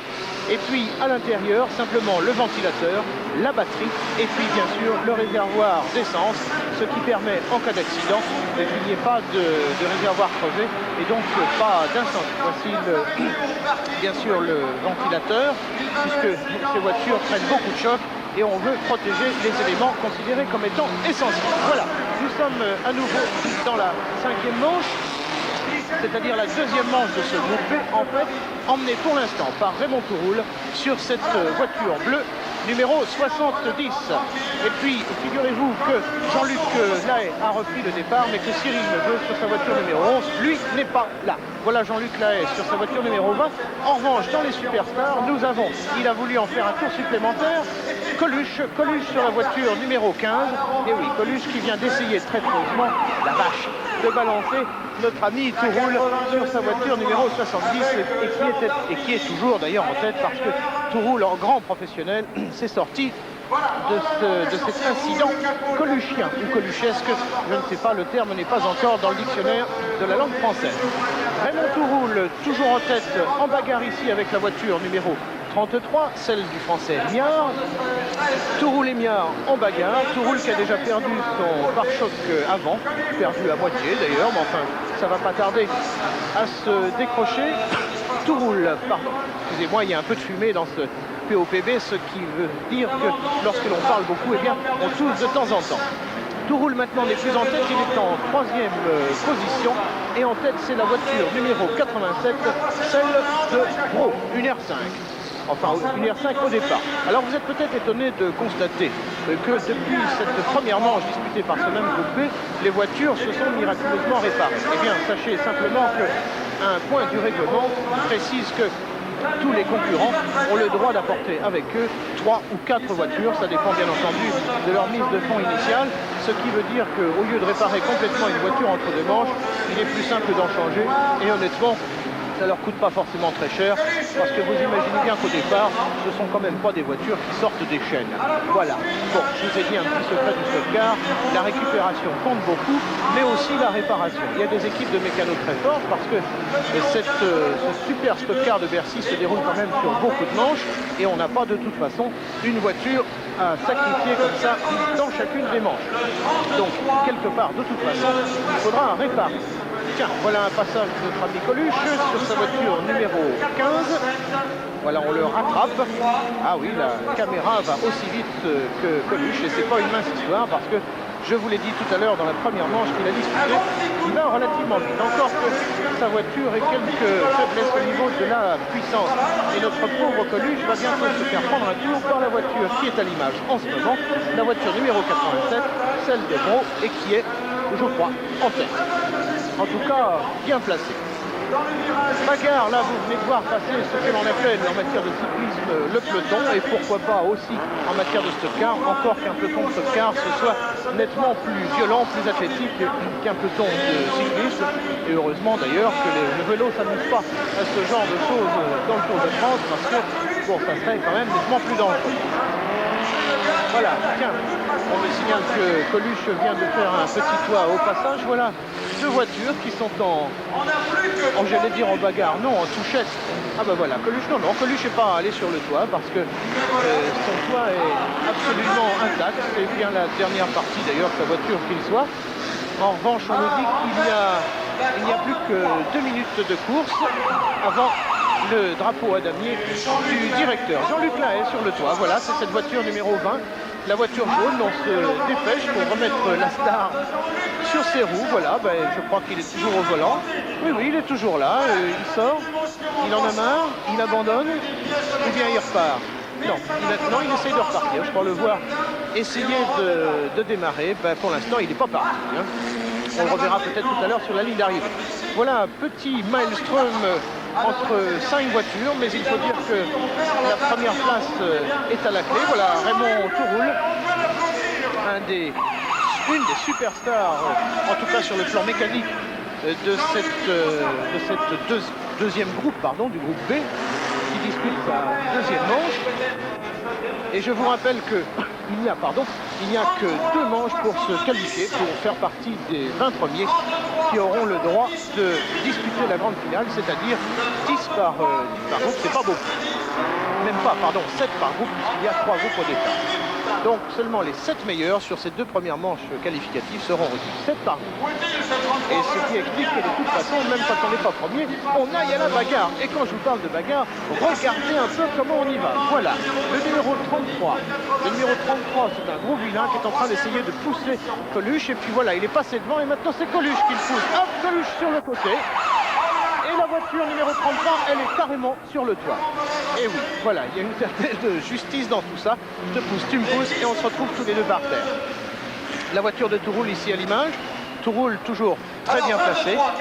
Touroul bien. Là, ça roule beaucoup moins bien d'ailleurs. Parce que, je dirais, le tandem Coluche et Miard sur la voiture numéro 33 a un petit peu bouché la route, la piste en tout cas. Plus que très peu de minutes maintenant pour l'arrivée. Oui, c'est ça. On nous signale que nous sommes dans les 3 derniers tours. Donc le temps légal, dirais-je, est écoulé. Chaque course se dispute dans ce Super Stock Car de Paris-Bercy. Chaque course se dispute en effet sur 7 minutes et 3 tours. Et il ne reste plus que 3 tours. Alors maintenant qu'on a dégagé, gaz partout, parce que je vous l'ai dit, il faut absolument se qualifier et il n'y a plus que 3 tours pour ça. Alors pas de cadeau, le pied dedans et on y va. Le pied dedans, première vitesse, seconde vitesse, on n'a jamais le temps sur ce petit circuit de passer la 3e vitesse. D'ailleurs, y en a-t-il une? J'en doute finalement. Coluche là-bas sur la piste est sorti, voilà, on l'a à l'image, il est sorti parce que il n'y avait plus rien qui marchait, en plus il était sur le côté, ça allait vraiment plus du tout pour notre ami Superstar, voilà, il préfère se mettre au milieu à l'abri. Hop, allez, encore un petit toit, voilà, la numéro 33, celle de Miard, celle qui s'est jetée tout à l'heure avec Coluche, mais ce n'est pas elle qui gagne, c'est la voiture numéro 23, celle d'Orwell. Voilà, une belle voiture verte, enfin la peinture est belle, parce que la voiture, elle l'est un petit peu moins. Donc, vainqueur de cette 5e manche, et il ira certainement en finale tout à l'heure, Orwell.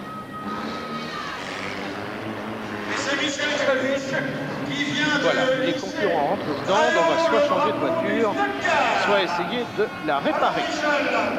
On s'est retrouvé sur le côté, alors... Elle est morte, la voiture? Michel Coluche qui explique que sa voiture est morte et que c'était une bonne voiture. Voilà, drapeau blanc. On demande la fin de la guerre. Petit ralenti, voilà, ça c'est... Ces images ont été prises tout à fait à la fin de la course, alors que ce concurrent essayait désespérément d'aller chercher la qualification et qu'il l'a perdu non moins désespérément.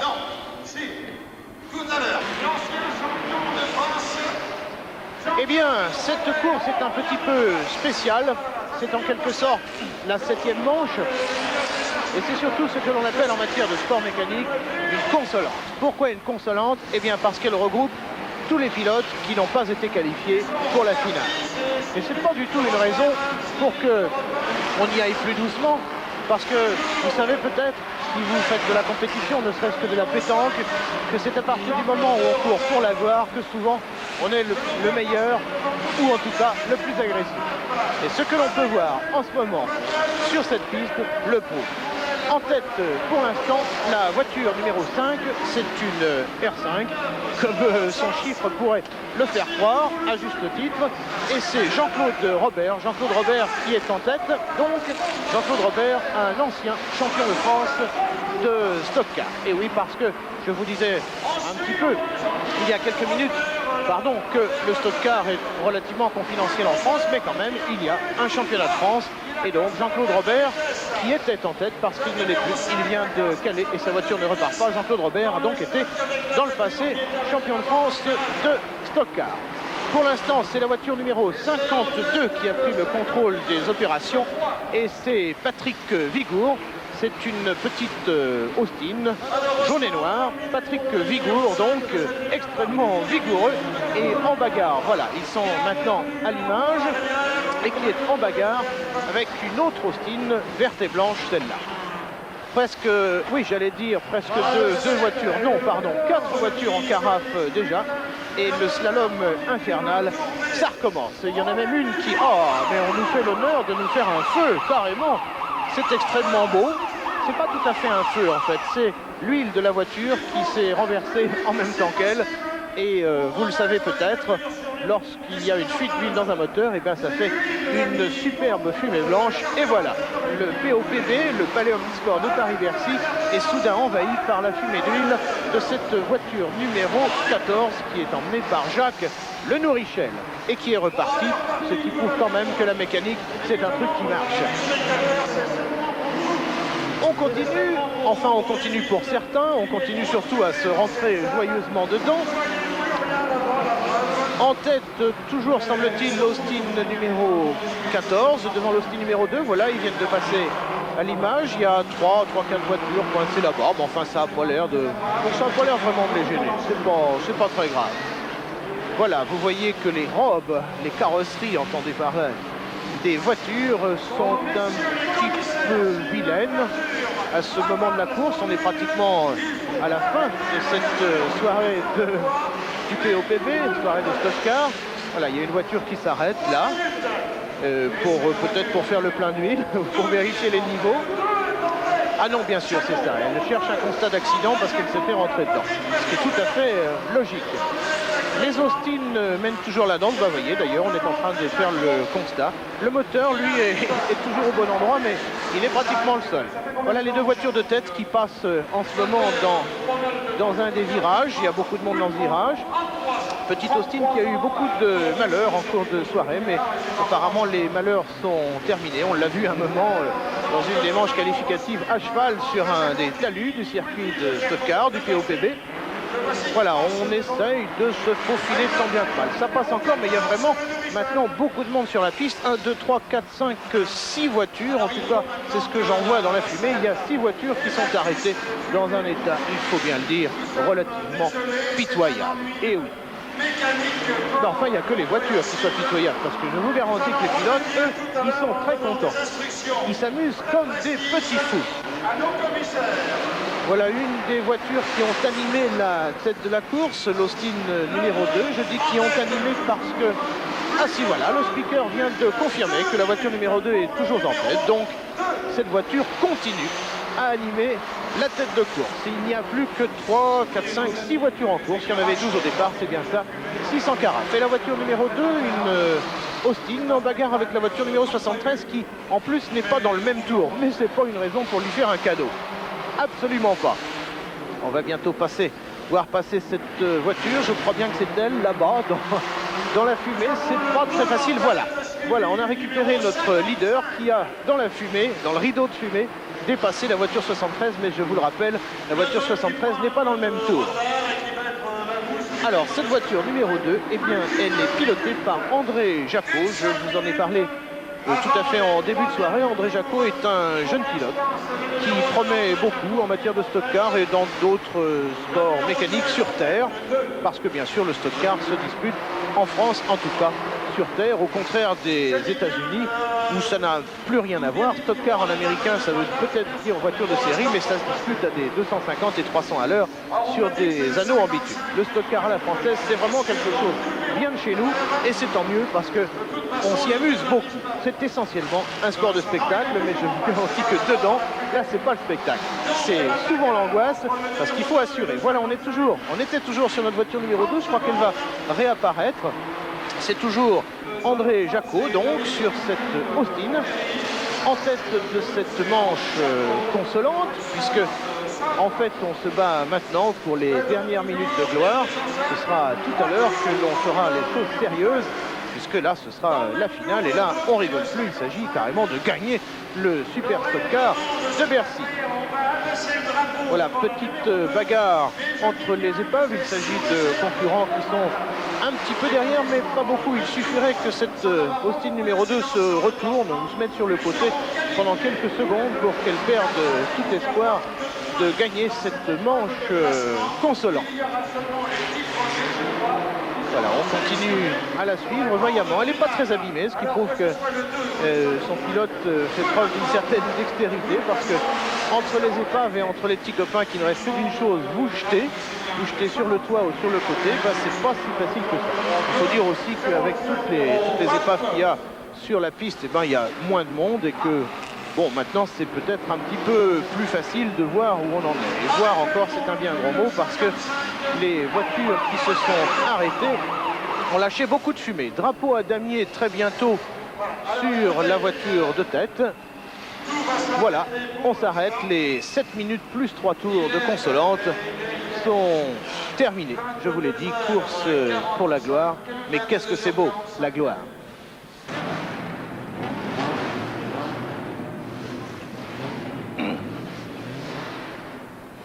Voici donc la grande finale. Et oui, il y aura 19 voitures. Et oui, 19 voitures, alors que déjà, quand il n'était que 12, il n'y avait plus de place. 19 voitures sur la piste.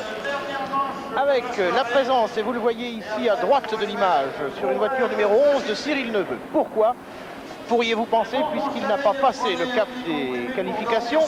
Eh bien, parce qu'il existe toujours la possibilité de ce que l'on appelle le Promoter's Choice, aux États-Unis, bien sûr, c'est-à-dire que l'organisateur a toujours une place libre pour un concurrent de son choix. Et Cyril Neveu a fort bien joué et il part. Le départ est donné par Colette Duval et André Gaillard. André Gaillard, pour ceux qui n'auraient pas oublié, les frères ennemis.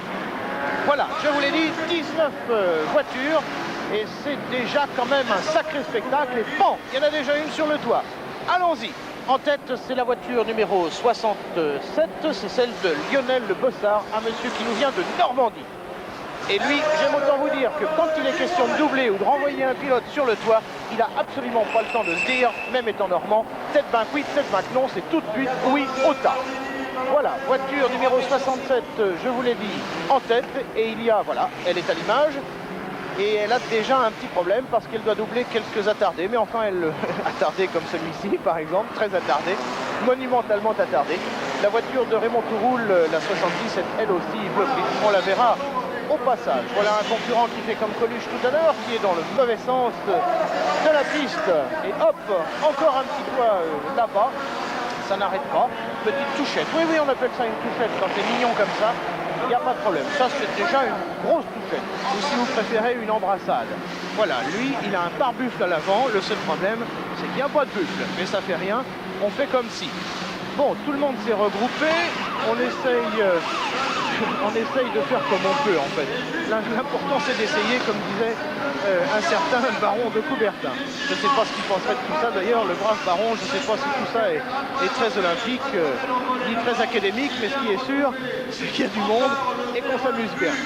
La voiture numéro 67, toujours en tête, elle s'est sortie de cette espèce de maelstrom. Enfin, les encombrements, après tout, c'est un truc très parisien.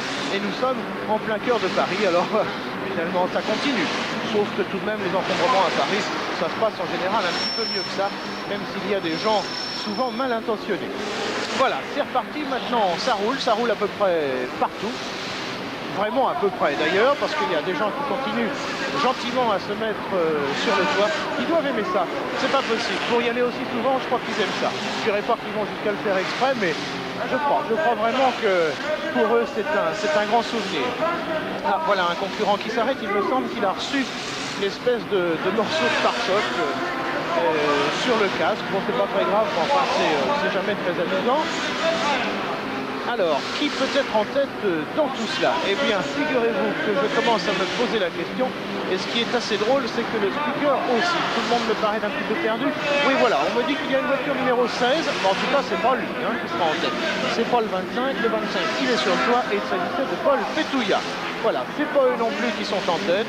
En tout cas, s'il y était, c'est terminé. Voilà, on sait enfin qui est en tête. C'est Francis Orway sur une voiture numéro 23.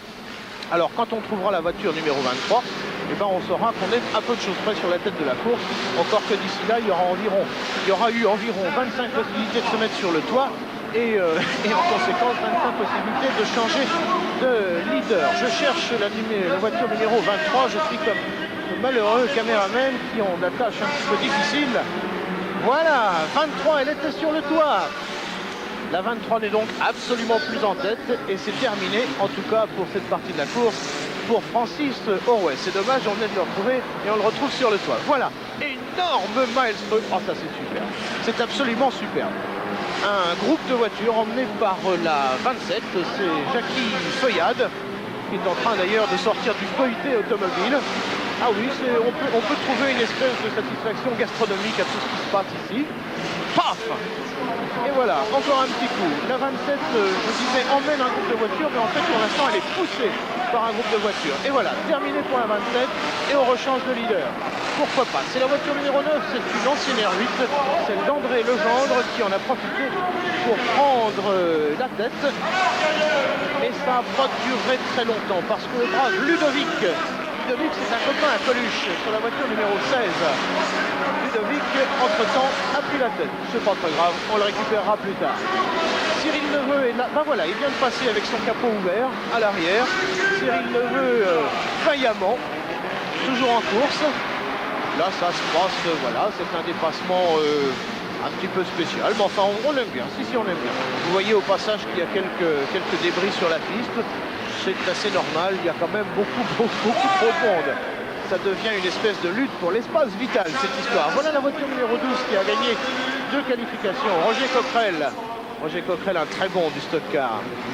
Enfin, sa voiture, elle est un petit peu moins belle, mais elle marche bien. Voilà, on la suit. Il arrive même à rouler pendant quelques dizaines de mètres tout seul, ce qui est pas mal. Le 12, voilà, on me confirme que le 12 est en tête. Eh bien bravo, nous avons donc récupéré le leader, c'est super, le voilà. Et il continue à doubler le leader. Il double une autre voiture qui est presque aussi laide que la sienne, mais il est en tête. Il n'y a pas de garde de la tête, pas de problème, regardez un peu, il commence à y avoir 1, 2, 3, 4, 5, 6, 7 voitures arrêtées. Ça commence à faire beaucoup, d'autant plus qu'il y a, je vous l'ai dit, énormément de monde sur cette piste. Enfin, ça roule, et ça pourrait rouler d'ailleurs comme ça pendant longtemps.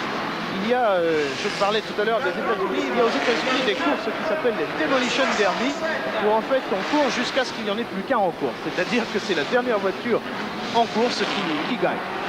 Voilà, peut-être qu'on verra ça un jour en France. Et pour améliorer le truc, en plus, eux, ils arrivent à le faire en 8. Figurez-vous, les voitures se croisent. Voilà, superbe dépassement. On l'a vu un tout petit moment à l'image, superbe dépassement de cette voiture numéro 12 que nous récupérons. Elle s'est sortie magnifiquement d'un tas infâme de ferraille parce que là, ça ressemblait plus du tout à des voitures, c'était vraiment un tas de ferraille. Voiture numéro 12, toujours superbement en tête, en bagarre avec la voiture qui est immédiatement derrière elle, une Fiat numéro 6, Fiat de Jean Andretti. Je vous rappelle, le pilote de la voiture 12, c'est Roger Coquerel, pour l'instant en tête. Je ne sais pas s'il tiendra jusqu'à la fin. En tout cas, ce dont il est persuadé, c'est qu'il tiendra, mais que ça tiendra aussi du miracle. Parce que entre nous, la chance, ça compte quand même beaucoup. Ici, dans une finale aussi enlevée que celle-ci. Et bon, quand je vous parle de finale enlevée, voilà, il y aurait des voitures peut-être aussi enlevées. Toujours la 70 de Touroul qui bloque depuis le début. Il a dû s'arrêter dès le premier tour. Voilà, la 12, vaillamment, qui continue à se faufiler entre ses concurrents. Voilà, on passe presque on est plus. Ah, là, ça a été un petit peu plus difficile. Je ne sais pas si elle a gardé la tête, il n'y a pas de problème. Et elle passe le drapeau à damier. Superbe victoire donc de la voiture numéro 12 de Roger Coquerel, une voiture qui fut dans le temps une Simca 1100. Maintenant c'est une Simca 800 parce qu'on en a enlevé un petit bout. Voilà, comme vous le voyez. Elle est à vendre, si ça vous intéresse, c'est pas cher, c'est une bonne affaire. Voilà, c'était donc la finale de cette soirée de Stock Car du Palais Omnisport de Paris-Bercy. Roger Coquerel, là, qui tourne au ralenti. Et puisque l'on parle de ralenti, j'imagine que notre ami Gérard Van Der Gut va peut-être nous en envoyer quelques-uns. Et ben voilà, superbe. Voilà, comme si vous y étiez. Enfin, vaut peut-être mieux que vous soyez dans votre fauteuil pour voir tout ça, parce que, honnêtement, c'est beaucoup plus confortable. Et puis, de toute façon, je vous l'ai dit, le Stock Car, c'est fait pour être vu. Voilà Roger Coquerel qui sort de sa voiture. Roger Coquerel qui vient de l'écurie des Yvelines. On appelle ce genre de monsieur un banlieusard. Et bien vous le voyez, on dit parfois que les banlieusards savent pas piloter. Ils s'en sortent très bien. La preuve sur ce nouveau ralenti envoyé par notre réalisateur. Voilà, cette voiture numéro 12. Regardez comment elle arrive superbement à se faufiler. Et pourtant, il y a du monde au portillon. Ça, c'est sûr. Extraordinaire Roger Coquerel. Et superbe vainqueur, je vous le rappelle, de cette manche finale du Super Stock Car de Bercy. C'est une organisation qui a lieu maintenant depuis 2 ans. Excellente idée d'Andy Dixon, le responsable sportif de ce Palais Omnisport de Paris-Bercy. Je disais sportif puisqu'il y a 2 activités ici, le sport et la musique. Voilà, Cyril Neveu avec son coffre arrière qui est ouvert, au ralenti.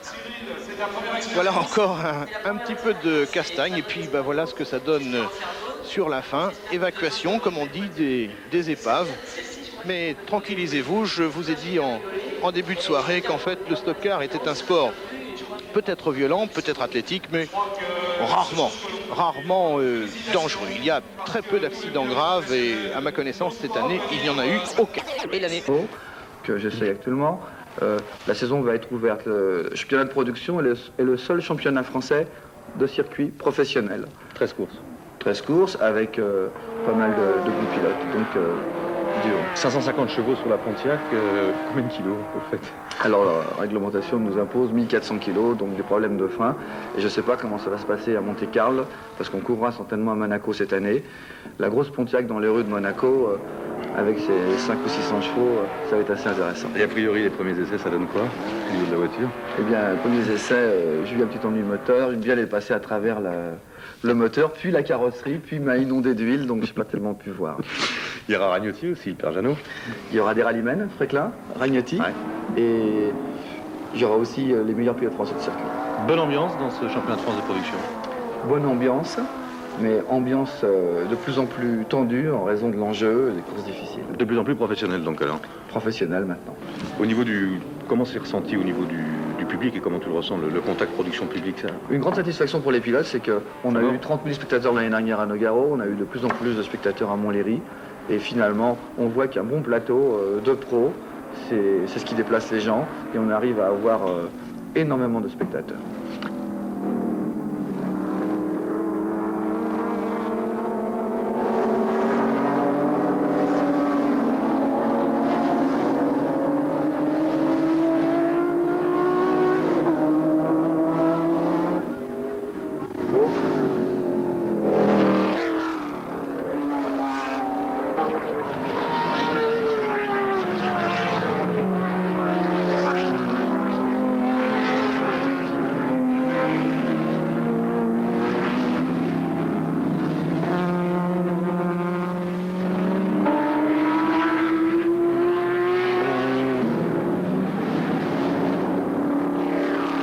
Les rallyes, là aussi, ça, je sais que ça t'interpelle comme on dit, puisque on était ensemble au Var.